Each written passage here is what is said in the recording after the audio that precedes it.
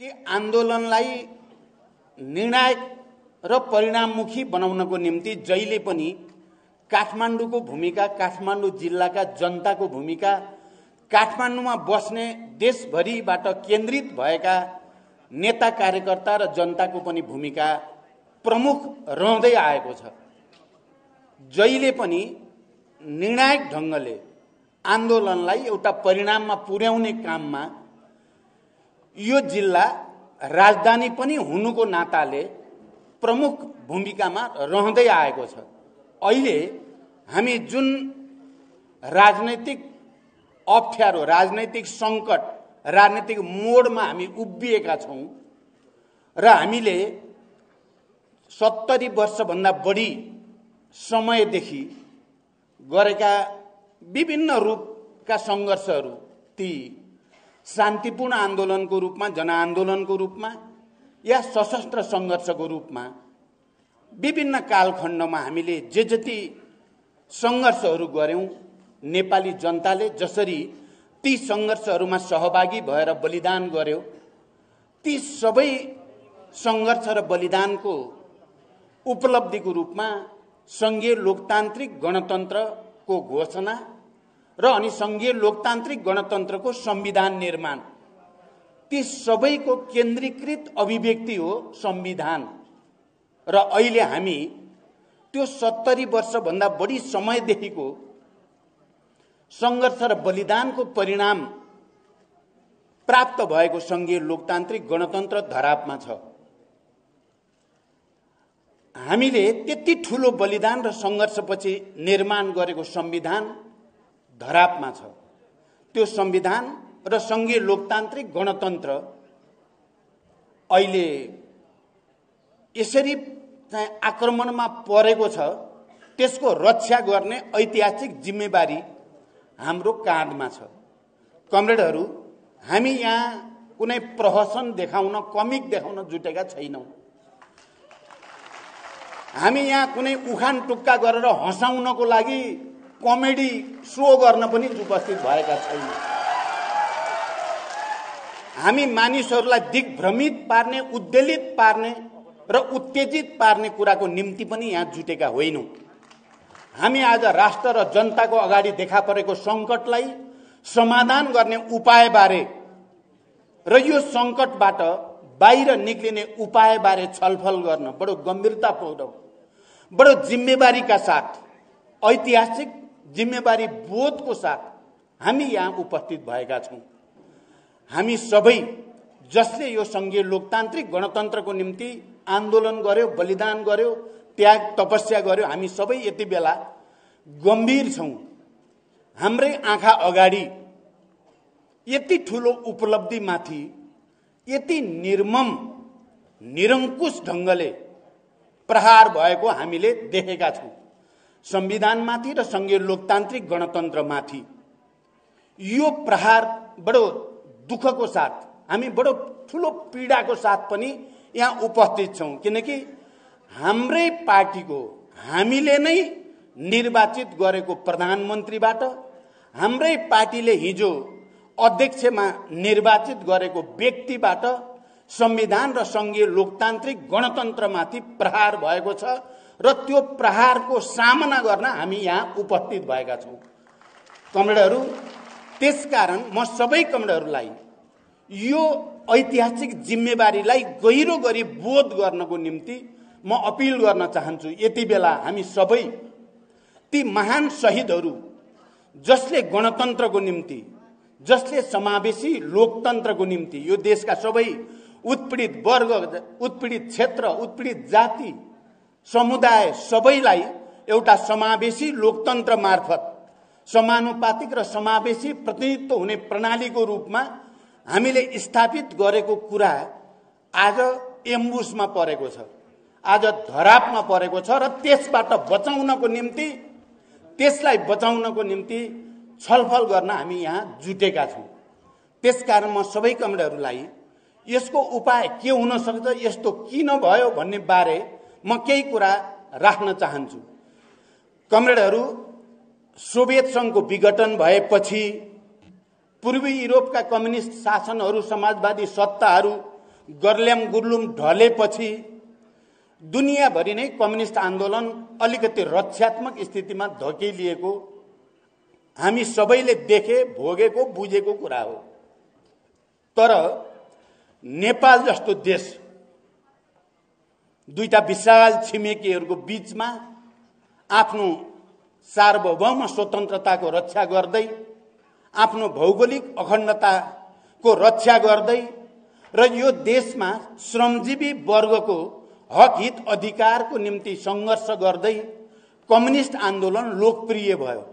जति बेला दुनियाँभरि कम्युनिस्ट आन्दोलन रक्षात्मक भएको छ, हामी नेपालमा कम्युनिस्ट आन्दोलन आक्रामक ठाउँमा छौँ र यो कम्युनिस्ट आन्दोलनलाई 21औं शताब्दीको विशेषता अनुसार विश्वमा आएका परिवर्तन, आर्थिक परिवर्तन, राजनैतिक परिवर्तन, सांस्कृतिक परिवर्तन, प्राविधिक परिवर्तन, विज्ञान प्रविधिमा भएको क्रान्ति, अझ त्यसमा पनि मुख्यतः इन्फर्मेसन टेक्नोलोजीमा भएको क्रान्ति समेतलाई मध्यनजर गर्दै र नेपाली विशेषता, नेपालको ठोस वस्तुको ठोस विश्लेषण गरेर यहाँको निम्ति कसरी जाँदा कम्युनिस्ट आन्दोलन लोकप्रिय हुन सक्छ, जनताको भरोसा जित्न सकिन्छ र नयाँ तरिकाले कम्युनिस्ट आन्दोलनलाई सुदृढ गर्न सकिन्छ र नयाँ तरिकाले समाजवाद निर्माणको बाटो कोर्न सकिन्छ भनेर हामीले सोच्यौं।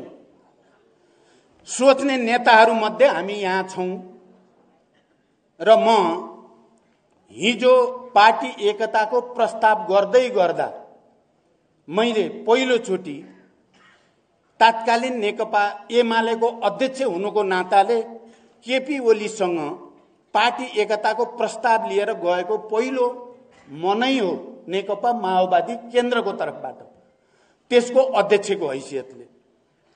आज म फर्केर सबै कमरेडहरूलाई त्यसलाई स्मरण गर्न अनुरोध गर्न चाहन्छु। हामीले वाम गठबन्धन गरेर निर्वाचनमा जाने र निर्वाचनपछि पार्टीलाई एउटै बनाउने भन्ने प्रस्ताव मैले लिएर गएको थिएँ र केपी ओलीले म सकारात्मक छु भन्नुभयो। मैले झन्डै आधी घण्टा कुरा राखेको थिएँ। आधी घण्टा यति कारणले अब हामी, किनकि हामी शान्तिपूर्ण प्रतिस्पर्धामा विश्वास गर्ने भयौं, हामी रुल अफ लमा विश्वास गर्ने भयौं, हामी बहुदलीय प्रतिस्पर्धामा विश्वास गर्ने भयौं, शान्तिपूर्ण ढंगले समाजवाद निर्माणको प्रक्रियामा विश्वास गर्ने भयौं। त्यसकारण हामी अब अलग अलग पार्टी बसिराख्नुको औचित्य छैन, बरु एउटै पार्टी बनेर, विशाल पार्टी बनेर जनताको भरोसा र विश्वास जितेर समाजवादको आधार तयार पार्ने ऐतिहासिक जिम्मेवारी हाम्रो काँधमा छ। मैले जिस्टमा भनेको मलाई अहिले कण्ठै सम्झना छ।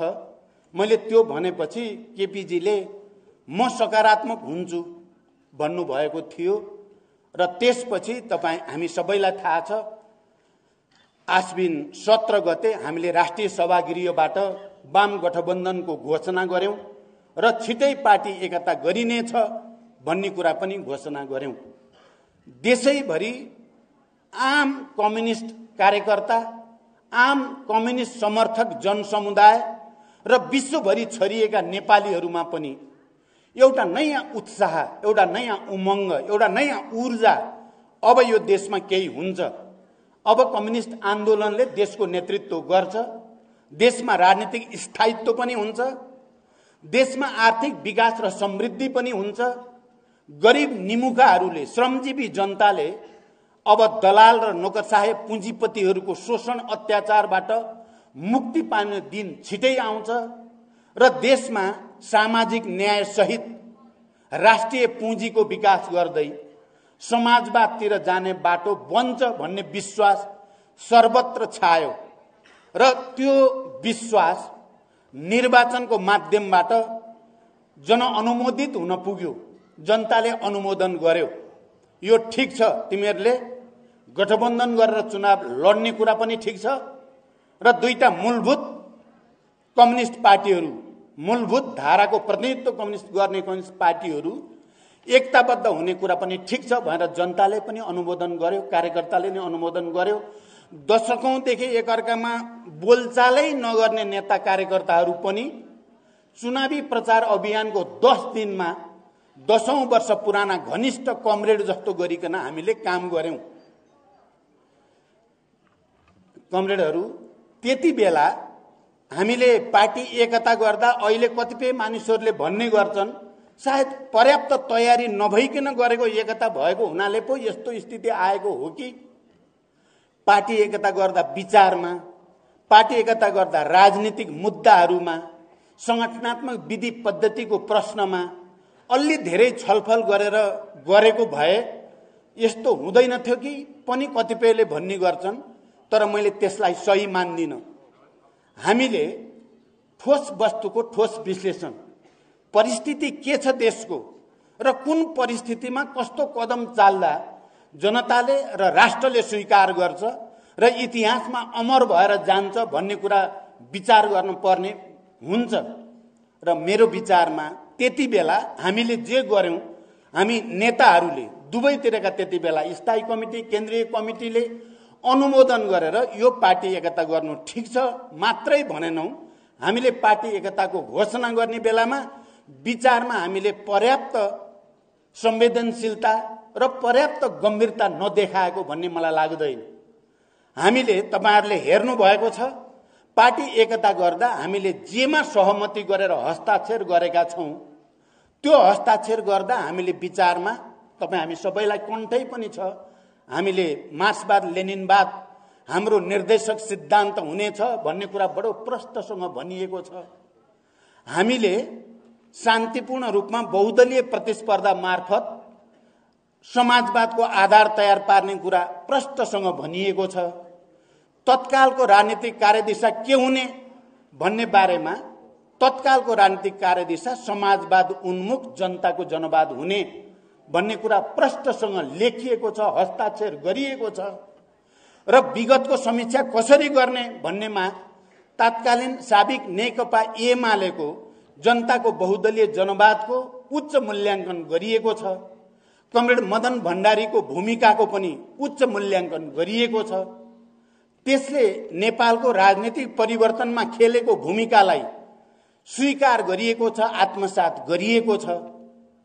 र मदन भण्डारी र जनताको बहुदलीय जनवादले सोभियत संघको विघटन र दुनियाँभरि प्रतिक्रान्तिको हावा चलेको बेलामा नेपालमा कम्युनिस्ट आन्दोलनलाई लोकप्रिय बनाउन, जनव्यापी बनाउन महत्त्वपूर्ण भूमिका खेल्यो भनेर त्यसलाई स्वीकार गरिएको छ भने त्यसैगरी माओवादी आन्दोलन र 21औं शताब्दीमा जनवाद सम्बन्धी अवधारणाको पनि उच्च मूल्याङ्कन गरिएको छ। नेपालका सबै उत्पीडित वर्ग समुदायमा राजनीतिक जागरण ल्याउन माओवादी आन्दोलनले महत्त्वपूर्ण भूमिका खेल्यो र देशमा संघीय लोकतान्त्रिक गणतन्त्रको आधार तयार पार्न माओवादी आन्दोलनले मुख्य भूमिका खेल्यो भन्नेमा कमरेड केपी ओलीले त्यति बेला हस्ताक्षर गर्नुभएको छ र मैले पनि हस्ताक्षर गरेको छु। त्यसपछि संयोजन समितिका कमरेड माधव नेपाल लगायतका नेताहरूले पनि त्यसलाई हामीले अनुमोदन गरेका छौं। त्यसकारण यो आरोप कि हामीले विचारलाई ध्यानै नदिकन हतरपतरमा एकता गरेको हो कि भन्ने कुरा सत्य होइन। हामीले विचारमा स्पष्ट भएर, राजनीतिक कार्यदिशा स्पष्ट भएर, इतिहासको मूल्याङ्कन र समीक्षाको विषयमा पनि मूलभूत रूपमा हामीले स्पष्ट व्याख्या गरेर नै एकता गरेको हो। र अगाडि जाने हाम्रो बाटो के हो भन्ने कुरामा बहुदलीयता, बहुदलीय प्रतिस्पर्धा, शान्तिपूर्ण प्रतिस्पर्धा, रुल अफ ल, आवधिक निर्वाचन र यो निर्वाचन मार्फतै सरकारको नेतृत्व लिने र अनि सामाजिक न्याय सहित समाजवादको आधार तयार पार्दै जनतालाई राहत दिँदै जनताका आवश्यकता र भावनालाई सम्मान गर्दै जाने भन्ने कुरामा नै कुनै दुविधा हाम्रो राजनीतिक प्रतिवेदनमा छैन। र त्यो प्रतिवेदन तपाईहरुले हेर्नु भएको छ। त्यो प्रतिवेदन सर्वसम्मत रूपमा पारित प्रतिवेदन हो, त्यहाँ कसैको विमति थिएन। जति बेला हामी दुईटै केन्द्रीय समितिका त्यति बेलाको संयुक्त अधिवेशन बस्यौं, त्यो संयुक्त अधिवेशनमा सर्वसम्मत रूपले राजनीतिक प्रतिवेदन र सर्वसम्मत रूपले पार्टीको विधान पारित गरेर निर्वाचनमा आयोगमा लगेर त्यो प्रतिवेदन र त्यो विधान हामीले दर्ता गरिएको छ। कमरेडहरू, मैले यो भूमिका किन भन्दैछु भने त्यसकारण यो हामीले पार्टी एकता गर्दा हतरपत्तर गरेको, विचारलाई बेवास्ता गरेको भन्ने होइन। हामीले विगतको समीक्षा पनि र आउने भविष्यको हाम्रो बाटोको बारेमा पनि प्रष्ट मार्गचित्र बनाएरै हामीले एकता गरेको हो। तर आज त्यो एकताको त्यो प्रतिवेदनमा त्यो विधान, जुन विधानले बडो प्रष्टसँग हाम्रो संगठनात्मक सिद्धान्त लेनिनवादी संगठनात्मक सिद्धान्त नै हो, जनवादी केन्द्रीयताकै संगठनात्मक सिद्धान्त हो, तर त्यो अहिले बदलिएको परिस्थिति अनुसार त्यसलाई विकसित र परिमार्जित गरेर कार्यान्वयन गर्नुपर्छ भन्ने कुरा पनि प्रष्टै भनिएको छ। अनि व्यक्ति सर्वेसर्वा कहीँ पनि हुँदैन, व्यक्ति संगठनको मातहतमा हुन्छ, अल्पमत बहुमतको मातहतमा हुन्छ। कुनै पनि कमिटीको बहुमतको निर्णय नै पार्टीको निर्णय हुन्छ। बहुमतको निर्णय मान्न प्रत्येक पार्टी सदस्य कर्तव्यबद्ध छन्, उनी सबैले स्वीकार्नुपर्छ भन्ने कुरा विधानमा लेखिएकै छ। तपाईहरुले हेर्नुभयो भने विधानको सायद धारा 60 मा हो, बहुमतको निर्णय नै पार्टीको निर्णय हुनेछ भनेर शीर्षकै छ। त्यो शीर्षक भित्र अरु कुरा राखिएको छ भने यहाँसम्म आइपुग्दा के कारणले यो समस्या भयो त? हाम्रो पार्टी केन्द्रीय कमिटीको जो पछिल्लो बैठक हामी बस्यौं, तपाईहरुले थाहा पाइसक्नु भएको छ। त्यो केन्द्रीय समितिको बैठकमा 2/3 भन्दा बढी 70% केन्द्रीय समितिका सदस्यहरूको उपस्थिति थियो। बहुमतको निर्णय पार्टीको निर्णय हुन्छ, 70% को निर्णय पार्टीको निर्णय हुन्छ। त्यो केन्द्रीय समितिले केही निर्णय गरेको छ। त्यो केन्द्रीय समितिले राजनीतिक प्रतिवेदन प्रति आफ्नो प्रतिबद्धता, जो एकताको बेलाको हो त्यही प्रतिबद्धतालाई दोहोर्याएको छ। पार्टी विधानको जो व्यवस्था हो, पद्धति विधि सम्बन्धी जो व्यवस्था हो त्यही व्यवस्थालाई अनुसरण गरेको छ। कमरेडहरू, तपाईहरु कसैले हामी माथि कमसे कम अहिले हामी दुईटा अध्यक्ष, कमरेड माधव कुमार नेपाल र म, र हामीले नेतृत्व गरेको केन्द्रीय समिति र तपाईहरु सबै यो नै पार्टीको मूलधार हो र यो नै को सही विचार र विधिको अनुसरण गर्ने संस्था हो भनेर आइराख्नु भएको छ। तपाई हामी कसैले पनि कहीं एउटा पनि प्रश्न गर्ने ठाउँ छ त? यो पार्टी हो भन्ने कुरा, यो आधिकारिक हो भन्ने कुरा, यो एकताको बेलाका विचार र मान्यताबाट बिल्कुल विचलित नभइकन अगाडि बढ्दैछ भन्ने कुरामा तपाईहरु कसैलाई शंका छ? म कसैलाई पनि शंका नगर्न अपिल गर्न चाहन्छु। तर यहाँ कार्यक्रमहरुमा त ठाउँ ठाउँमा प्रहसन र नौटंकी प्रदर्शन भइरहेको तपाईहरुले देख्नु भएको छ, भाषण सुन्नु भएको छ। कहिलेकाहीँ यो विक्षिप्त मानसिकताको उपज हो कि भने जस्तो लाग्छ। साथीहरु विक्षिप्त भएछन् कि क्या हो भने डर लाग्छ उनीहरुले बोलेको सुन्दा, उनीहरुका तर्कहरु सुन्दा। कहिलेकाहीँ साथीहरु चाहिँ त जोकरमा परिणत हुनु भएछ क्यारे, पोलिटिकल जोकर जस्तो लाग्छ। हाम्रै साथी थिए, छन् अझै पनि, उनीहरुलाई देख्दा कहिलेकाहीँ बडो अनौठो लाग्छ। 441 जनाको केन्द्रीय समिति, 100 जना जुटेर 1100 जनाको केन्द्रीय समिति बनायौं भन्ने यो नौटंकी नभए के हो? यो नेपालमा प्रहसन देखाउन खोजेको नभए यो के चाहिँ हो? यो विक्षिप्त र बौखलाहटको मानसिकताको उपज नभए के हो भनेर हामीले प्रश्न किन नगर्ने? तपाईहरुलाई थाहा छ, अस्ति पनि हामी माधवजी र म र निर्वाचन आयोगमा जिम्मा दिएका केही जिम्मेवार कमरेडहरूको टोली हामी निर्वाचन आयोगमा गयौं। हामीले निर्वाचन आयोगको अथवा निर्वाचन सम्बन्धी दल सम्बन्धी ऐन राज्यको पनि पल्टायौं, हाम्रो पार्टीको विधान पनि पल्टायौं। हाम्रो पार्टीको विधानमा गणपूर्वक संख्या कमिटीको बैठक बस्न बहुमत हुनुपर्छ भन्ने कुरा प्रष्टै छ। विधान संशोधन गर्न पर्यो भने 2/3 बहुमत हुनुपर्छ भन्ने कुरा पनि हाम्रो पार्टीको विधानमा किटेर लेखिएको छ, जहाँ केपी ओलीको पनि हस्ताक्षर छ। 2/3 बहुमतले मात्रै, केन्द्रीय कमिटीको 2/3 बहुमतले मात्रै पार्टीको विधान संशोधन गर्न सक्छ। त्योभन्दा बाहिर गएर कसैले पनि पार्टी विधान संशोधन गर्न सक्दैन।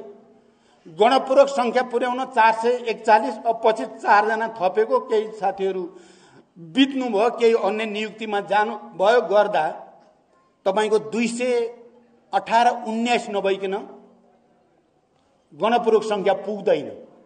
तर उहाँहरू 100 जना पनि उपस्थित हुनुहुन्थेन। हामीले त प्रमाण हेर्यौं, अस्ति प्रमाण हेर्यौं, 100 जना पनि उपस्थित हुनुहुन्थेन। उहाँले विधान संशोधन गरिदिनु भयो। विधान संशोधन गर्न 300 भन्दा बढी चाहिन्छ। 100 जनाले संशोधन गरेको नौटंकी गर्नुभयो र निर्वाचन आयोगमा 1100 को केन्द्रीय समिति बनाएमा हामीले भनेर दिनुभयो। हामीले निर्वाचन आयोगका पदाधिकारीसँग भन्यौं यो के नाटक हो यो। अनि तपाईहरुले अझै पनि केन्द्रीय कमिटिको बैठकले बसेर कमिटिमा उपस्थितहरुको सर्वसम्मतिले केपी ओलीलाई अनुशासनहीन क्रियाकलापको निम्ति अध्यक्षबाट हटाएको छ र कमरेड माधव कुमार नेपाललाई विधिसंगत तरिकाले केन्द्रीय समितिको 2/3 बहुमतले अध्यक्षमा निर्वाचित गरेको छ।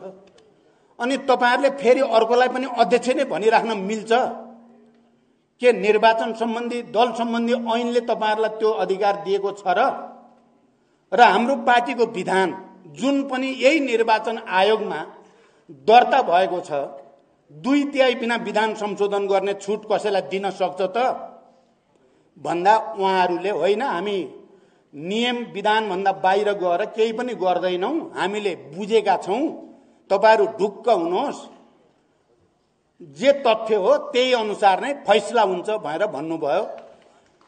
र हामीलाई के विश्वास भएको छ भने निर्वाचन आयोगले हामीलाई के विश्वास दिलाएको छ भने निर्वाचन सम्बन्धी अथवा दल सम्बन्धी ऐनमा 50+ जोसँग केन्द्रीय समितिको संख्या हुन्छ त्यही पार्टी नै आधिकारिक पार्टी हुन्छ। 50+ नहुने जो संख्या हुन्छ त्यसले अर्कै दल बनाउन चाहे दल दर्ता गर्न सक्छ 40% भएमा, अन्यथा जे पनि हुन सक्छ भनेर उहाँहरूले विश्वास दिलाउनु भयो। र म तपाईहरुलाई विश्वास दिलाउँछु अब निर्वाचन आयोगको तर्फबाट उहाँहरूले हामीलाई जे विश्वास दिलाउनु भएको छ विधिसंगत हुन्छ, ढुक्क हुनुहोस् भन्नुभएको छ। म पनि तपाईहरुलाई भन्न चाहन्छु निर्वाचन आयोगले संविधान, विधान, ऐन, कानून भन्दा बाहिर गर्ने छैन। हाम्रो पार्टीको नाम र चुनाव चिन्ह सूर्य हाम्रै हुनेछ। म यो विश्वास तपाईहरुलाई दिलाउन चाहन्छु। यदि त्यसो भएन भने यहाँ कयामत आउँछ भन्छन् नि, यहाँ आँधी हुरी बतास आउँछ। केपी ओलीले संविधान मिचे जस्तै गरेर केपी ओलीले संघीय लोकतान्त्रिक गणतन्त्रको चाहिँ मुटुमाथि छुरा प्रहार गरे जस्तै यदि अरु संवैधानिक निकायहरूले पनि त्यही गर्न थाले भने यो देश, यी नेपाली जनता हेरेर बस्न सक्छन्? हेरेर बस्न सक्दैनन्। आँधी हुरी बतास आउँछ, त्यस्तो हुने छैन। मैले निर्वाचन आयोगलाई पनि सर्वोच्च अदालतलाई पनि म भरोसा गर्न चाहन्छु। मैले सधैँ भनेको छु हामीलाई भरोसा छ।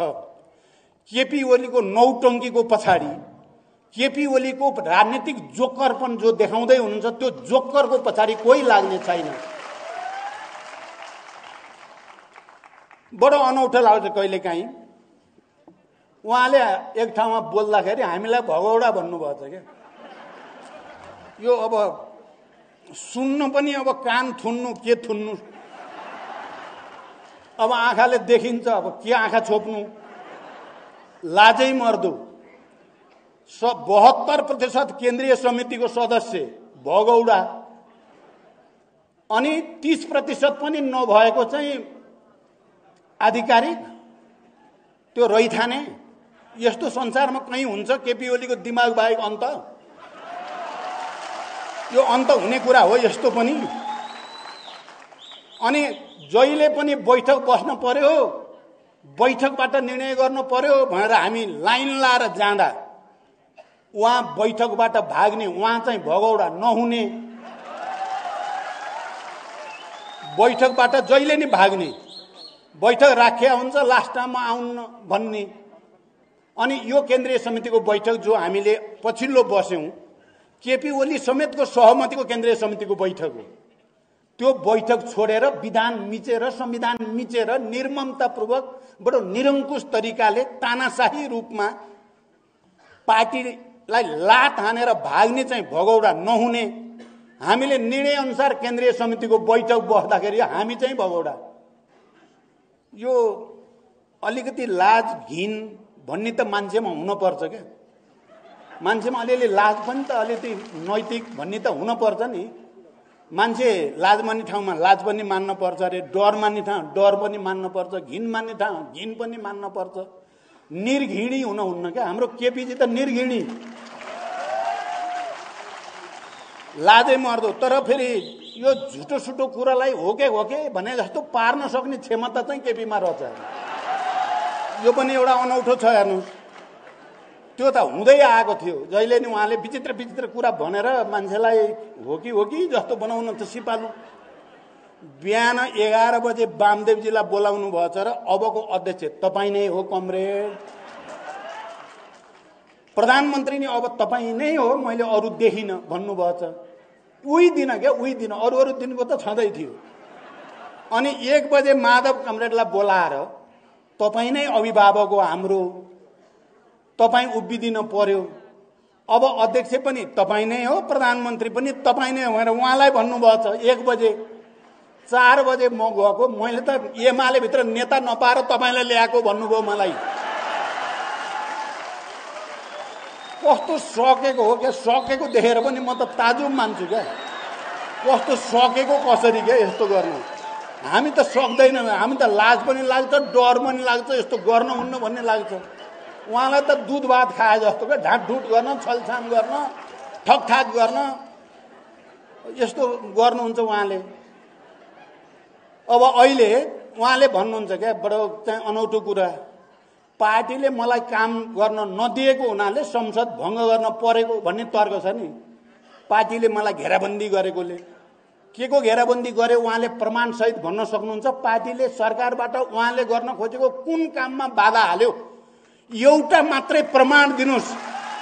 म केपी ओलीलाई चुनौती दिन चाहन्छु यो मञ्चबाट। एउटा प्रमाण, पार्टीको यो निर्णयले, पार्टीका यी नेताहरूले मलाई यो राम्रो काम गर्न खोज्दा दिएनन् भनेर एउटा प्रमाण पेश गर्न म चुनौती दिन चाहन्छु केपी ओलीलाई।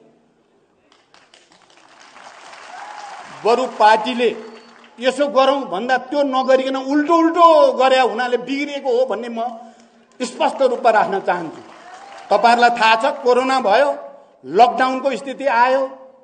पार्टीको तर्फबाट मैले कार्यकारी अध्यक्षको हैसियतले भने यो महामारीलाई नियन्त्रण गर्न, उपचार गर्न, आवश्यक अरू तयारी गर्न केन्द्रदेखि तल गाउँपालिका स्थानीय निकायसम्म एउटा साझा संयन्त्र बनाऊ। यहाँ के सत्तापक्ष, के प्रतिपक्ष, के नागरिक समाज, के पत्रकार सबैलाई समेटौं र एउटा राष्ट्रिय अभियान चलाऊ भन्ने सुझाव दिएको तपाईहरुले सुन्नु भएको छ। त्यो सुझावलाई उहाँले व्यङ्ग गर्दै हिँड्नु भयो। यो आफू अगाडि आउनको लागि केही गर्न खोजे होला भनेर उल्टो व्यङ्ग र कस्दै हिँड्ने उहाँ अझ उल्टो यत्रो महामारीको बेलामा सामान खरिदमा भ्रष्टाचार भयो भनेर आम रूपमा छताछुल्ल बाहिर आयो। त्यसमा सरकारै आफै त्यसमा कुनै न कुनै रूपमा जोडिएको छ भन्ने कुरा पनि छ्याती प्रमाण सहित पनि आयो। अनि उहाँले काम गर्न दिएन भन्ने यो पहिलो कुरा, यो झुटो कुरा हो। यो दुनियाँलाई आँखामा छारो हाल्ने, दिउँसै रात पार्ने यो एउटा जोकरले गर्ने कुरा हो। म भन्छु यदि पार्टीले दिएन भने त्यो पार्टीलाई विश्वासमा लिने जिम्मेवारी केपी ओलीको होइन। उहाँले आफूलाई 1 नम्बर अध्यक्ष भन्नुभयो। हुन त मेरो उदारता र भावनाले मैले छोडिदिएको हो, नत्र 1 र 2 भन्ने थिएन। यो अहिले हामी 1 र 2 छैनौँ, हामी 1-1 छौँ। मिल्नेहरूको त कुरै अर्कै हुन्छ क्या। तपाईहरु हेर्नु, मिल्नेको कुरै अर्कै हुन्छ। मैले अहिले माधवजी अहिले अध्यक्ष हुनुहुन्छ, उहाँ अध्यक्षता पार्टीको बैठकको उहाँले अध्यक्षता गर्नुभएको छ। अहिले उहाँ प्रमुख अतिथि भएर बोल्नुपर्छ भन्ने छ मेरो। मिल्नेहरूको कुरै अर्कै हुन्छ, नमिल्नेहरूको कुरै अर्कै हुन्छ।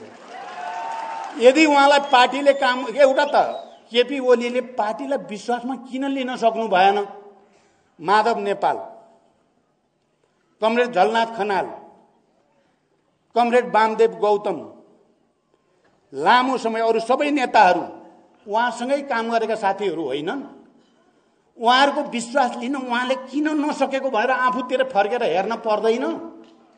एकचोटि ऐनाको अगाडि आफ्नो अनुहार राम्रोसँग हेर्न पर्दैन केपी ओलीले? त्यही प्रचण्ड जसले संविधान बनाउने बेलामा संविधान बनाऊ, म तपाईलाई प्रधानमन्त्री प्रस्ताव गर्छु भनेर पहिलोचोटि प्रधानमन्त्री प्रस्तावित गर्यो, त्यही प्रचण्ड पार्टी एकता र गठबन्धन गरौँ, तपाईलाई प्रधानमन्त्री मै प्रस्तावित गर्छु भनेर गर्यो। त्यो प्रचण्डलाई यति साह्रै खेद्नुपर्ने कारण के पर्यो भन्दा, अब यदि पार्टीमा उहाँलाई त्यस्तो परेकै हो भने मेरो तर्क के छ भने पार्टीमा त भइराख्छ। पार्टी भनेकै विवाद हुने संस्था हो। विवाद नहुने संस्थालाई पार्टी भनिँदैन। मत हुन्छ, मतान्तर हुन्छ, डिबेट हुन्छ, बहस हुन्छ, समयकाल परिस्थिति अनुसार हुन्छ, त्यसैको नाम पार्टी हो। जति बेला पार्टीमा विवादको अन्त्य हुन्छ पार्टीको पनि अन्त्य हुन्छ भन्ने मार्क्सवादले भन्छ। साम्यवादमा गएपछि पार्टी चाहिँदैन, किनकि विवादै हुँदैन, विवाद नभएपछि पार्टी पनि चाहिएन। यहाँ त वर्ग विभेद अनि विचार विभेद, दर्शन विभेद, राजनीतिक विभेद, मुद्दा विभेद भएको हुनाले न पार्टी चाहिने हो। अनि मैले के भन्छु भने यदि उहाँलाई पार्टीले समस्या पारेको हो भने या त उहाँले पार्टीको विश्वास जित्न बल गर्नु पर्थ्यो, या उहाँले राजीनामा दिएर पार्टीलाई गो एहेड, तपाईहरुको बहुमत जो छ त्यसले गर्नुहोस् भन्न पर्ने होइन। लोकतन्त्रको सामान्य सिद्धान्त, लोकतन्त्रको कखरा, लोकतन्त्रको एबीसी भनेको बहुमतै हो। बहुमतलाई मान्ने नै कुरा हो, नत्र त यो दुनियाँ चल्दैन, दुनियाँ कहीँ पनि चल्दैन, सिस्टम चल्दैन। अनि म प्रधानमन्त्री भएँ, मैले देखेँ कि अब मलाई समर्थन गर्नेको संख्या गयो अर्कोतिर भनेपछि मैले सजिलै राजीनामा दिएँ। अनि न्यू खोजेर संसद भङ्ग गरिदिन्छु, त्यसो गरिदिन्छु, जे पर्छ पर्छ, जहाँसु भाँडमै जाओस्, देश भाँडमा जाउन् जनता भन्न पाइन्छ? त्यस्तो पनि नेता हुन्छ? देशप्रति संवेदनशील, जनताप्रति संवेदनशील, सिस्टमप्रति संवेदनशील हुन पर्दैन? माधवजी प्रधानमन्त्री हुनुभयो, अलिकति बहस सबै देखिसकेपछि उहाँले सजिलै प्रधानमन्त्री छोड्नुभयो। पार्टी त फुटाउनतिर त लाग्नु भएन, उहाँ संसद भङ्ग गर्नेतिर, संविधान सभा भङ्ग गर्नेतिर त लाग्नु भएन, उहाँ मजाले चल्यो। झलनाथजी प्रधानमन्त्री हुनुभयो, केपी ओली समेतले तिमीले छोड्न पर्छ भनेर बाहिर खुलेआम भन्दै हिँडे केपी। त्यही केपी होइनन्? झलनाथलाई प्रधानमन्त्री छोड्नको लागि लखेटेको लखेटै। अहिले त त्यसरी त हामीले कसैले नि लखेटेका त थिएनौँ उहाँलाई। हामी त पार्टीभित्रै छलफल गरौँ, बहस गरौँ, कमिटीमा विधिसङ्गत ढङ्गले छलफल गरौँ मात्रै भनेका थियौँ। उहाँलाई लोकतन्त्रप्रति अलिकति पनि माया भएको भए, राष्ट्रप्रति अलिकति पनि जिम्मेवारी बोध भएको भए, अहिले त नाङ्गै देखिया छ नि विदेशी शक्ति केन्द्र आएर उहाँलाई के मन्त्र सुनाए। उहाँले त्यो मन्त्र सुन्नुभयो। अस्ति भर्खरै तपाईहरुले हेर्नुभयो नि जी न्यूजको इन्टरभ्यू, उहाँले बोलाएको त्यो पनि नाटकै हो। त्यो नाटक हो भन्ने कुराको पटाक्षेप आज भइसक्यो। अब एभरेस्टको नाम फेर्ने रे त्यही जी न्यूजले। यो के नाटक देखिँदैछ तपाईँ हामीले? अनि उहाँ अस्ति त असारको के हाम्रो स्थायी समितिको बैठक बस्दा त मलाई भारतले हटाउन खोजेको छ, मेरा साथीहरूले नै हटाउन खोजेका छन् भन्नुहुन्थ्यो। हामीले हटाएनौँ त्यति बेला। भारतले भन्दैमा हटाउने हो र भनेर हटाएनौँ नि त हामीले। अनि उहाँले अहिले पार्टी विभाजन गर्ने, संविधान के अरे संसद भङ्ग गर्ने भारतले भनेर गरे। सारा जनताले देखे, बुझे। यसलाई के भन्नुहुन्छ केपीजी? मेरो प्रश्न तपाईं के भन्नुहुन्छ? तपाईं यसलाई के भन्नुहुन्छ? मैले भारतलाई केही भन्न खोजेको होइन, फेरि यो भ्रम नहोस्। तर केपीजीको त देखियो नि त, उहाँले कस्तोलाई विशेष दूत भन्न खोज्नु भयो, बोलाउनु भयो, गुफ्तगु गर्नुभयो। 3-3 घण्टा बालुवाटारभित्र एक्लै परराष्ट्रको मान्छे समेत नराखिकन। यो अपारदर्शी तरिका त हाम्रै प्रधानमन्त्रीले अपनाएको त नेपाली जनताले हेरेकै छन् नि त आफ्ना आँखाले। अनि यदि उहाँलाई लोकतन्त्रप्रति, राष्ट्रप्रति, जनताप्रति जवाफदेही अलिकति पनि भएको भए, सचिवालयमा बहुमत छैन उहाँको, स्थायी समितिमा 2/3 बहुमत उहाँको विरुद्ध छ, केन्द्रीय समितिको 2/3 बहुमत उहाँको विरुद्ध छ, सांसदहरूको बहुमत उहाँको विरुद्ध भइसकेपछि त म भए त हेर्नु देख्ने बित्तिकै राजीनामा दिइहाल्थेँ म त। त्यो लोकतन्त्रको हितमा हुन्थ्यो, त्यो राष्ट्रको हितमा हुन्थ्यो। तर उहाँ त पहिला नि भन्नुहुन्थ्यो मैले छोड्नु पर्यो भने कुर्सी भाँचेर छोड्छु। हामीलाई त लागेको थियो कुर्सी मात्रै भाँच्नु भयो भने त अर्को बनाउला भन्ने लागेको थियो। कुर्सी त उहाँले त संविधानै भाँचकुच, संघीय लोकतान्त्रिक गणतन्त्र नै भाँचकुच, राष्ट्र नै भाँचकुच पार्ने छाँट आयो। अब के गरी सहने? ल भन्नुहोस् त, यो सहने कसरी? सबै राष्ट्र नै बर्बाद पार्ने ठाउँसम्म जाने? अनि उहाँले चाहिँ बडो चाहिँ उसमा भन्नुहुन्छ, फेरि हाँसी हाँसी भन्नुहुन्छ। मानव उहाँ त खुसी, उहाँलाई त रमाइलो भए जस्तो क्या। देश बर्बाद भइरहेछ, संविधान बर्बाद भइरहेछ, संघीय लोकतान्त्रिक गणतन्त्र धरापमा परेको छ, उहाँ त बडो जितेको विजेता जस्तो। यस्तो त हुँदैन नि, सामान्य मान्छे, स्वाभाविक मान्छे त यस्तो हुँदैन। नराम्रो काम गर्दा त डर लाग्ने, अलि लाज लाग्ने, अलि गम्भीर हुने पो हुनुपर्छ र उल्टो सबै भाँचकुच पारेको छ, खुसी भएर हिँडेको छ। यो त ताण्डव नाच भन्छ नि, ताण्डव नृत्य। मैले त उहाँको नृत्यलाई ताण्डव नृत्य जस्तो लाग्छ, भाङ खाएर नाचे जस्तो क्या।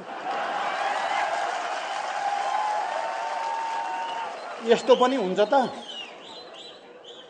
अनि उहाँले भन्नुहुन्छ बडो सर्वोच्च अदालतले मैले जे गरे त्यही निर्णय गर्न पर्छ, मेरो राजनीतिक निर्णय हो, अदालतले मान्न पर्छ। अनि उहाँले निर्वाचन आयोगलाई मैले भनेपछि मान्न पर्छ। उहाँको सबै अभिव्यक्ति अब यो सर्वोच्च नि केही होइन, निर्वाचन आयोग नि केही होइन, संविधान पनि केही होइन, संघीय लोकतान्त्रिक गणतन्त्र नि केही होइन, पार्टी पनि केही होइन, बहुमत पनि केही होइन, म नै सबै थोकको आई एम द स्टेट। तानाशाहहरूले, निरङ्कुशहरूले संसारभरि भन्ने गरेको यस्तै हो।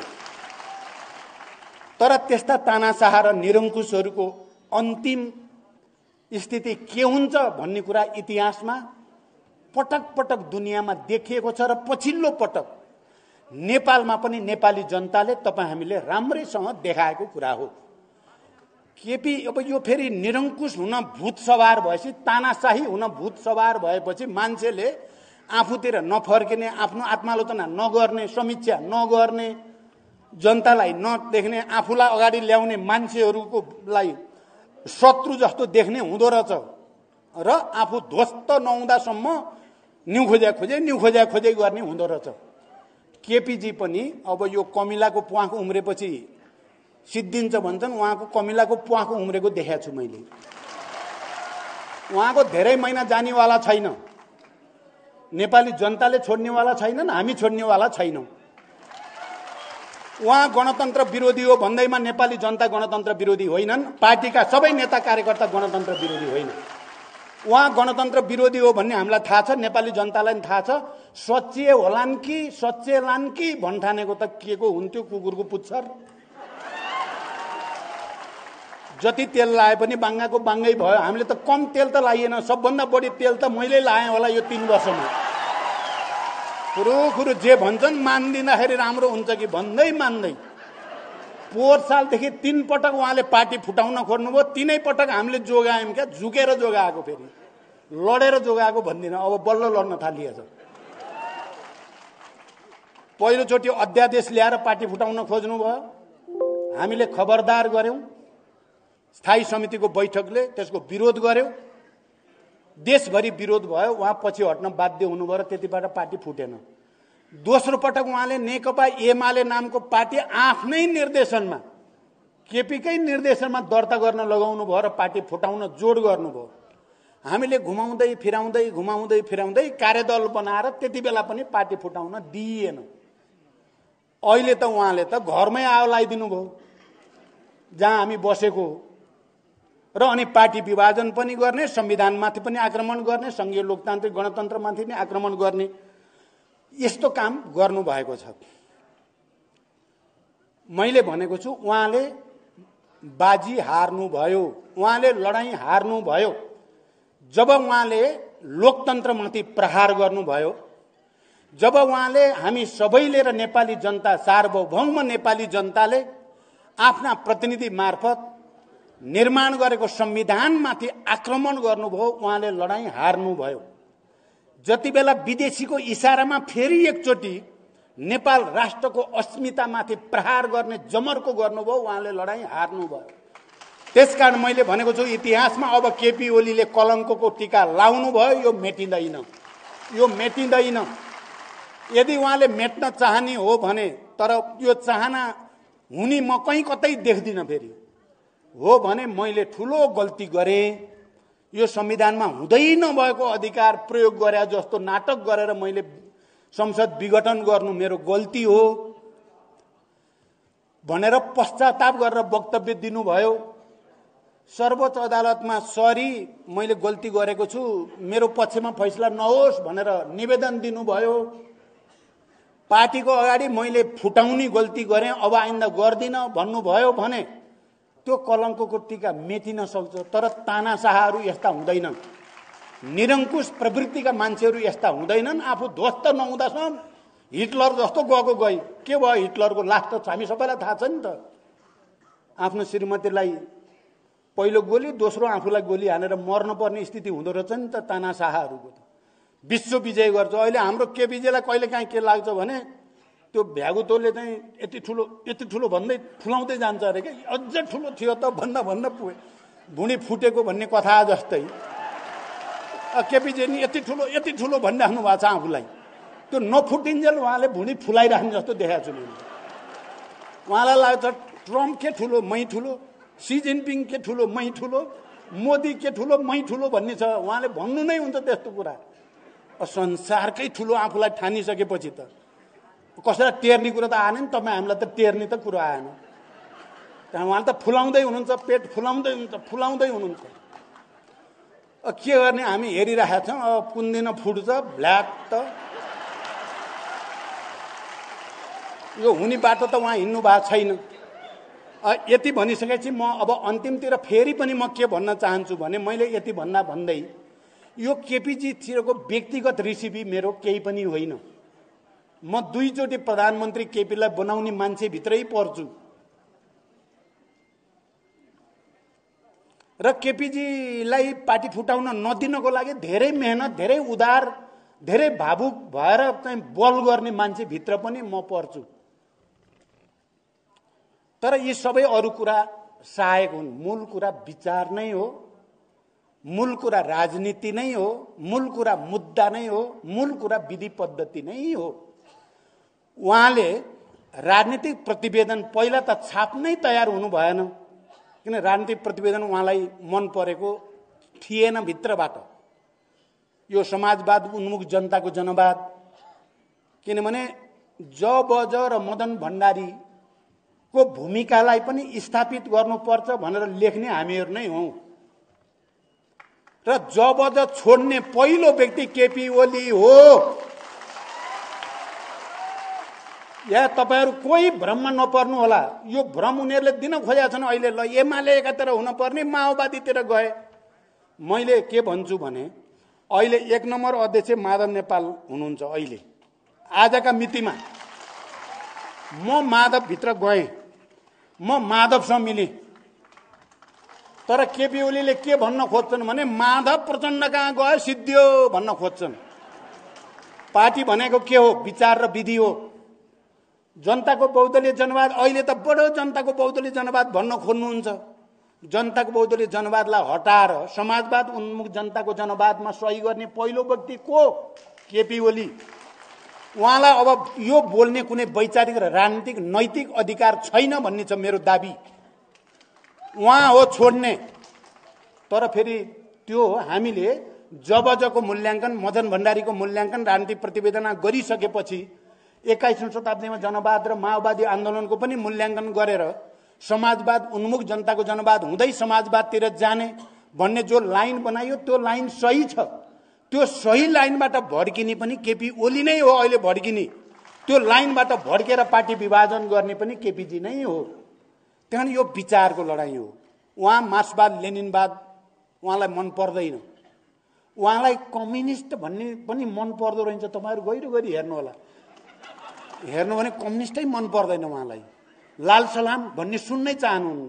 क्रान्तिकारी अभिवादन भन्यो भने कस्तो जोक्कर ठान्नुहुन्छ उहाँले त। उल्टो त्यो भन्न हुँदैन। उहाँलाई समाजवाद शब्द मन पर्दैन। उहाँलाई उदार पुँजीवाद मन पर्छ। उहाँलाई पुँजीवाद मन पर्छ। यो हो मूल चुरो कारण। अहिले पार्टीभित्र विवाद हुनुको चुरो कारण चाहिँ यो चाहिँ हो। र अहिले माधवजी र हामी यहाँ अरू नेता साथीहरू पनि हुनुहुन्छ। अष्टजी, घनश्यामजी, बेदुरामजी, हाम्रो हितमानजी लगायत थुप्रो साथीहरू यहाँ हुनुहुन्छ। अरू पनि थुप्रै साथीहरू हुनुहुन्छ। अहिले केपीहरूले अलि बढी नै गर्न के खोजेका छन् भने यो प्रचण्ड भन्ने अलि बढी नै बदमाश छ। यसले अनेक षड्यन्त्र गर्छ। एमालेलाई फुटाउन आएर छ, फुटायो, सिद्ध्याउँछ। त्यहाँदेखि हामी एमाले जति एक हुनुपर्छ भन्ने नारा दिन खोज्नुहुन्छ उहाँहरूले। र माधवजीलाई भन्नुहुन्छ तपाईलाई त अब त प्रचण्डले त कुनै पनि बेला कचक्कै पारिदिन्छ। त्यो भनेको भने अहिले साथीहरू मैले आत्तिएको देखाएको छु। हेर्नुहोस् कयौं साथी के हो त्यस्तै पो हो कि त्यसो भएर हेरौँ भयो। केही समय हेरौँ भन्ने साथीहरू हुनुहुन्छ। मेरो अनुरोध छ तपाईँ दुविधामा नबस्नुहोस्। म भन्छु हामी अलि बढी नजिक किन भयौँ त? यो केपीका विरुद्ध मात्रै नजिक भएको बिल्कुलै होइन। पञ्चायत विरोधी आन्दोलन चल्दै थियो। 40 को दशकको सुरुवातबाट माधवजी र म पञ्चायत विरोधी आन्दोलनलाई कसरी प्रभावकारी बनाउने भन्ने बारेमा भूमिगत रूपमा कयौं पटक सयौं पटक हामी मिटिङ गरेका छौं। पार्टीगत रूपमा र दुईटा नेताको हैसियतमा पनि। र एकले अर्कालाई चिनियो त्यति बेला पञ्चायत विरोधी आन्दोलनको बेलामा। पछि 46 सालको ऐतिहासिक जनआन्दोलन पछिको संसदमा पनि हामी सँगै पनि भयौं। त्यो संसदीय संघर्षको बेलामा पनि हाम्रो सहकार्य भइ नै राख्यो। अनि जति बेला माओवादी पार्टी जनयुद्धको नेतृत्व गर्ने ठाउँमा पुग्यो, जनयुद्ध 2 वर्ष मात्रै भएको थियो। त्यसपछिदेखि हामी लगातार युद्धलाई शान्तिमा कसरी रूपान्तरण गर्न सकिएला, देशमा संविधान सभाको निर्वाचनको वातावरण कसरी बनाउन सकिएला, देशमा गणतन्त्रको वातावरण कसरी बनाउन सकिएला भनेर असाध्यै धेरै त्यो युद्धको जटिल परिस्थितिमा पनि भूमिगत रूपमा दर्जनौं पटक लामा छलफल बहस गर्ने हामी हौं। तपाईहरुलाई यो जानकारी होस्। हाम्रो यो भरोसा अहिले एकछिनमा बनेको भरोसा होइन। विचारमा, लाइनमा, प्रवृत्तिमा हाम्रो एकरूपता झण्डै 4 दशक हुन लाग्यो। हामी सँगै छौं हामी पनि। र अनि युद्धलाई शान्तिमा रूपान्तरण गर्ने, 12 बुँदे समझदारी बनाउने, देशमा संविधान सभाको वातावरण बनाउने, देशलाई संघीय लोकतान्त्रिक गणतन्त्रसम्म ल्याउनेमा मुख्य नेतृत्वकर्ताको भूमिका एकातिरबाट मैले र अर्कोतिरबाट कमरेड माधव नेपालले गरेको ऐतिहासिक तथ्यका कारणले पनि यो एकता सम्भव भएको हो। र मैले मेरो प्रवृत्ति भन्नुहुन्छ, मेरो स्वभाव भन्नुहुन्छ भने कमरेडहरूले गहिरो गरी हेर्नु होला। हो हल्लाको पछि प्लिज नलागिदिनु होला। मैले जहिले नै भनेको छु, मलाई अलि भिन्न मत राख्नेसँग पनि मिलेर जाने मेरो स्वभाव हो। जति बेला म एउटा सानो समूहको महासचिव भएँ, तुरुन्तै मैले एकता केन्द्र बनाउने पहल गरेँ। अनि तुरुन्तै माओवादी बनाउने पहल गरेँ। युद्ध र अनि शान्तितिर आउने क्रममा लगातार सहकार्यको बल गरेर अब चाहिँ नेपालमा कम्युनिस्ट आन्दोलन एकीकृत हुनुपर्छ, केन्द्रीकृत हुनुपर्छ, त्यसको निम्ति मैले बरु त्याग गर्न तयार हुनुपर्छ भन्ने मान्यता राखेर केपीलाई प्रधानमन्त्री र अध्यक्ष बनाएर अनि हामीले सहकार्य सुरु गरेको हो। बडो प्रष्टसँग म तपाईँ कमरेडरको अगाडि भन्न चाहन्छु, एकता भएर जब केन्द्रीय समितिको कार्यविभाजन गर्ने, प्रदेशहरूको कार्यविभाजन गर्ने, जिल्लाहरू विभाजन गर्ने क्रममा मैले देखेँ पूर्व एमाले भित्रको केपी पक्ष माधवजी र माधव वरिपरि भएकालाई पुरै सिद्ध्याउन चाहेको रहेछ भन्ने मैले सबभन्दा पहिला मैले थाहा पाएको हो कमरेडहरू। यो माधवजीलाई राम्रो थाहा छ, अरू कमरेडहरूलाई पनि थाहा छ। मैले किनभने म अध्यक्ष हुनुको नाताले मैले थाहा पाएँ। उहाँलाई माधवजीलाई 4-5 जिल्लामा सीमित गरेर सिद्ध्याउने, त्यसपछि प्रचण्ड सिद्ध्याउने रणनीति उहाँको रहेछ भन्ने थाहा पाएपछि म त जहिले पनि अन्यायका विरुद्ध न्यायको पक्ष लिनुपर्छ भन्ने मान्यता, मार्क्सवादी मान्यता भएको हुनाले उहाँहरूलाई मैले बडो चाहिँ अन्याय गरेको देखेपछि मेरो 4 दशक पुरानो मित्र अहिले पार्टी एउटै छ, मेरै हातबाट उहाँलाई अन्याय हुन दिएँ भने त त्यो मेरो लागि सही विषय हुँदैन भनेर मैले 9 महाधिवेशनमा जस्तो थियो संख्या माधवजीको र केपीजीको त्यसलाई बराबरीमा ल्याउनु पर्छ भनेर बराबरीमा ल्याउने पहल गरेँ मैले। यो सत्य हो कमरेडहरू, तपाईहरुलाई यो केपीजीहरुको भ्रमको पछि नलाग्नु होला। हाम्रो विचारमा भावनामा एकरूपता त हाम्रो हुँदै आइराखेकै थियो इतिहासदेखि नै। अब संगठनको विधि पद्धतिमा पनि हामी एक ठाउँमा जानुपर्छ भन्नेमा पुगेकै हो। त्यो केपीजीलाई मन परेन। यो प्रचण्डले त यहाँ भित्र मैले यता सबै सिद्ध्याउला भनेको त यसले त फेरि भन्ने पर्यो। त्यो कुरा कहाँबाट बढी पर्यो भने पोहोरको केन्द्रीय समितिको बैठक जसलाई मैले सञ्चालन गरेँ, उहाँ सुरुमा र लास्टमा मात्रै उपस्थित हुनुभयो। त्यो बैठक राम्रो सफल भयो। त्यो बैठक बडो जनवादी वातावरणमा छलफल पनि बहस पनि गरेर एकरूपता पनि हुने, पार्टी एकतालाई सुदृढ गर्ने खालको बैठक भयो। त्यो बैठक केपीजी र केपी वरिपरिका साथीहरूलाई असह्य भयो। त्यो बैठकको सफलता असह्य भयो र उहाँहरूले गोप्य भेला गर्नुभयो पशुपति प्लाजा र अब चाहिँ प्रहार जति सबै प्रचण्डमाथि नै केन्द्रित गर्नुपर्छ र पूर्व एमाले जतिलाई एक ठाउँ बनाउनु पर्छ भन्ने लाइन बनाउनु भयो। अनि माधवजी र माधवजी नजिक भएका साथीहरूलाई फकाउने, फुल्याउने, सम्झाउने, कोहीलाई मन्त्री बनाएर हुन्छ कि तपाईँ नै अभिभावक हो, तपाईँ नै नेता हो भनेर म त बिहान माधवजी कहाँ जान्छु पनि केपीजीकै साथीहरू आएर बसेका छन्, बेलुका जान्छु नि केपीजीकै आएर बसेका छन्। माधवजीलाई त छोड्दै नछोड्ने भयो। अलिअलि मलाई डर लाग्यो, अब माधवजीलाई नि ढलाउँछन् कि क्या हो। म अलिअलि त डराएको थिएँ त्यो बेला। तर अहिले मेरो माधवजीप्रति अलि सम्मान धेरै नै बढेको छ। उहाँ 37 साल झैँ उभिनु भयो क्या केपीको गलत प्रवृत्तिसँग झुक्दिन भनेर।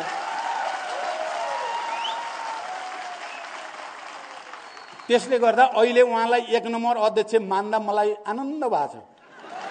तपाईँहरूलाई लाग्यो होला प्रचण्डले के गर्छ भन्ने। तपाईँहरू नि केपी जस्तै हो भने त मैले के गर्छु होइन। तपाईँहरू माधवजी जस्तो हो भने चाहिँ हामी मिलिहाल्छौँ। प्रचण्ड जस्तो भएपछि माधवजी मिलिहाल्नुहुन्छ। मैले यहाँ केही समस्या देख्दिनँ। अब हामीले अहिले सङ्घर्ष गरेको, यो सबै सङ्घर्ष गरेको मैले केपीका विरुद्ध भने जस्तो देखिन्छ एउटा प्रवृत्तिको प्रतिनिधि पात्र भएको हुनाले केपी भन्न त पर्ने भयो। तर मेरो चाहिँ अन्तरेको कुरा भन्नुहुन्छ भने यो केपीका विरुद्ध सङ्घर्ष देखाउँदै हामीले आफ्नै विरुद्ध सङ्घर्ष गरे हो है। हामी भित्रै जम्मा भएको फोहोर मैला सफा पार्ने पनि यो अभियान हो।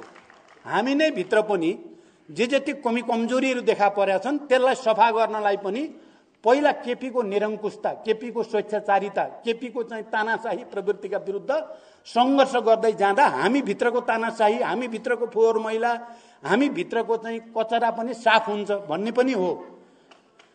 एकचोटि मार्क्सवादी नेताहरूले धेरैचोटि भनेका छन् अवसरवादका विरुद्ध सङ्घर्षको सुरुवात आफ्नै विरुद्ध सङ्घर्षबाट गर्नुपर्छ है भन्ने कुरा विश्वव्यापी रूपमा भन्ने गरिएको छ। अब केपीको अवसरवादका विरुद्ध सङ्घर्ष गर्नलाई पहिला हामीले आफै भित्रको अवसरवादका विरुद्ध सङ्घर्ष गर्न तयार हुन पर्यो। त्यसो भयो भने मात्रै पार्टी बन्छ। हाम्रो यो लडाईँ पार्टी बनाउने लडाईँ हो, कम्युनिस्ट पार्टी बनाउने लडाईँ हो। 21औं शताब्दीको आवश्यकता परिपूर्ति गर्ने कम्युनिस्ट पार्टी 18औं शताब्दी, 19औं शताब्दी, 20औं शताब्दीको होइन, 21औं शताब्दीको कम्युनिस्ट पार्टी बनाउने लडाईँ हो यो। 21औं शताब्दीमा समाजवाद निर्माणको आधार तयार पार्ने लडाईँ हो यो। त्यसकारण कमरेडहरू, हामी सबै दिमागमा गाँठा छन् भने फुकाइदिउँ, खुला मनले आउँ र यो पार्टीलाई विचारको आधारमा एकताबद्ध गरौँ, विधिको आधारमा एकताबद्ध गरौँ, समाजवादको आदर्शतिर अगाडि बढ्ने हाम्रो देशका गरिब निमुखा जनताहरू, सयौं वर्षदेखि विभेदमा परेका, अन्याय अत्याचारमा परेका जनतालाई राहत दिने उद्देश्यका साथ उनीहरूसँग एकाकार हुने, अहिले कोरोनाबाट पीडित जनतालाई राहत दिने, राष्ट्र र जनताको अस्मिता र स्वाभिमानलाई अझ उच्च बनाउने समर्पण भावको साथ अगाडि बढ्ने यो महान ऐतिहासिक लडाईँ पनि हो कमरेडहरू। अब अहिले भन्नुहुन्छ भने यहाँ पटक पटक आयो पनि, पूर्ववक्त साथीहरूले नै भन्नुभयो, यो प्रतिगमन र अग्रगमनको बीचको लडाईँ हो, यो क्रान्ति र प्रतिक्रान्तिका बीचको लडाईँ हो, यो जीवन मरणकै लडाईँ हो। यो अहिले हेर्दा सामान्य जस्तो देखिएको छ भने पनि यो सामान्य होइन। हामी नेतृत्वमा बस्नेहरूले जे देख्यौं, जे भोग्यौं, जे बुझ्यौं, धेरै नै गम्भीर छ स्थिति। मैले भने नि 70 वर्ष लामो लडाईँबाट प्राप्त भएका उपलब्धिमाथि एकजना मान्छेले बडो निर्ममतापूर्वक, बडो निरङ्कुश तरिकाले, बडो अमानवीय तरिकाले प्रहार गरेको छ र त्यो हजारौं शहीदहरूको अपमान गरेको छ।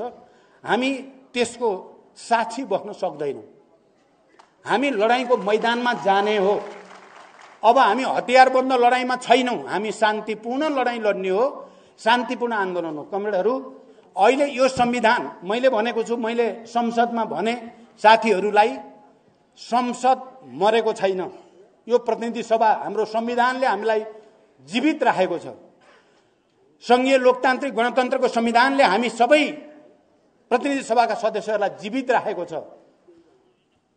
मारिएको, मरेको, विघटन भएको सरकार हो। केपी ओलीको सरकार विघटन भएको हो। संविधानले हामीलाई विघटन हुन दिएको छैन। कारण त्यो संविधानको रक्षा गर्ने लडाईँ तपाईँ हाम्रो लागि जीवन मरणको लडाईँ हो। नेपाली जनताको सार्वभौम अधिकार र राष्ट्रिय स्वाधीनताको लडाईँको एउटा अङ्ग हो। कमरेडहरू, आज हामी यस्तो क्षणमा छौं, तपाईँ हामीले अल्छी गर्न हुने नै स्थिति छैन। काठमाडौँ यो जिल्ला राजधानी, यहाँको आन्दोलनले नै परिणाम दिनुपर्छ। आउने अब भोलिदेखि माघ 1 गते, भोलिदेखि होइन, माघदेखि फागुनसम्म काठमाडौँमा हरेक दिन कुनै न कुनै रूपका र खास दिन विशाल रूपमा लाखौं जनता हामीले सडकमा उतार्नै पर्छ। हामीले उतार्नै पर्छ। लाखौं जनतालाई सडकमा उतारेर मात्रै संविधानको अपहरण गर्ने, संविधानको बलात्कार गर्ने अपराधीहरूलाई इतिहासको कठघरामा उभ्याउन सकिन्छ। र हामीले उभ्याउनै पर्ने हुन्छ। हामीले उभ्याउनै पर्ने हुन्छ। नत्र यो राष्ट्रकै भविष्य अन्धकार, अँध्यारो सुरुङभित्र कहाँ हो पुग्ने, कहाँ हो निक्लिने, कहाँ हो कुनै टुङ्गो हुने स्थिति छैन। त्यसकारण हामीले चाहे त्यो निर्वाचन आयोग होस्, चाहे सर्वोच्च अदालत होस्, हाम्रो भरोसा छ उहाँहरूले संविधानको अक्षर र भावना अनुसार नै निर्णय गर्नुहुनेछ, हामी विश्वास गर्छौं। तर उहाँहरूलाई सत्ताको दबाव पनि हुन पनि सक्छ। बाहिर हल्ला पनि छ, विभिन्न खालका सेटिङ भाछन् रे भन्ने, यो सेटिङ भन्ने शब्द आजभोलि निकै चलन चल्ती छ। सेटिङ भाछ रे, अब सेटिङ भएपछि त के हो यो सेटिङ भनेको? एउटा प्रधानमन्त्रीले संविधान मिच्ने, कुल्चिने, लोकतन्त्रको हत्या गर्ने, अनि अदालत र आयोग सेटिङमा हुन्छन् त? यो नहुने कुरा, म पत्याउनै चाहन्न, सुन्नै चाहन्न यो सेटिङ। उहाँहरूले सही निर्णय गर्नुहुन्छ। तर उहाँहरूमाथि भरोसा मात्र गरेकै छौं हामीले, तर त्यसको सहजीकरण चाहिँ हामीले गरिदिनु पर्ने हुन्छ। त्यो सहजीकरण लाखौं जनता सडकमा उतारेर मात्रै सहजीकरण हुन सक्छ। कारण कमरेडहरू, ढुक्क नबसौं। ढुक्क बसेर ल ठिक छ रिल्याक्स गरौँ न त, हुने रहेछ, आफै हुने रहेछ भनियो भने के हो। तर हामी सडकमा पुरा जबरजस्त जुझारु आन्दोलनका साथ खडा भयौं भने सबै हाम्रै हुन्छ, सबै हाम्रै हुन्छ। त्यसकारण म अन्तिममा काठमाडौँ जिल्लाका तपाईँ अगुवा कार्यकर्ताहरू, तपाईहरुको काँधमा निकै ठूलो जिम्मेवारी छ। हामी तपाईहरुको साथमा छौं। हामीलाई अहिले सडकमा पलेटी कसेर बस्दा गर्व महसुस भएको छ, हामीलाई जुलुसमा हिँड्दा आनन्द आछ, हामी जनतासँग जोडिएको लागेको छ फेरि एकचोटि। र यसलाई नयाँ उचाइमा उठाउँ। 1-1.5 महिनाभित्र हामीले यो सबै बेथिति, यो विघटन, यो अराजकता, यो देशलाई बर्बाद गर्ने खेल रोकिदिनुपर्छ हामीले। र तपाईँ काठमाडौँका कार्यकर्ताहरूको काँधमा, नेताहरूको काँधमा ठुलो जिम्मेवारी छ। म हृदयदेखि तपाईँहरूलाई अपिल गर्न चाहन्छु, रात दिन नभनौँ, खटौँ, जनतालाई मोबिलाइज गरौँ, केन्द्रित गरौँ, आन्दोलित गरौँ र संविधान र लोकतन्त्रमाथिको यो आक्रमणलाई विफल तुल्याइ छाडौँ भन्ने अपिल गर्दै बिदा हुन्छु। धन्यवाद। अभिवादन।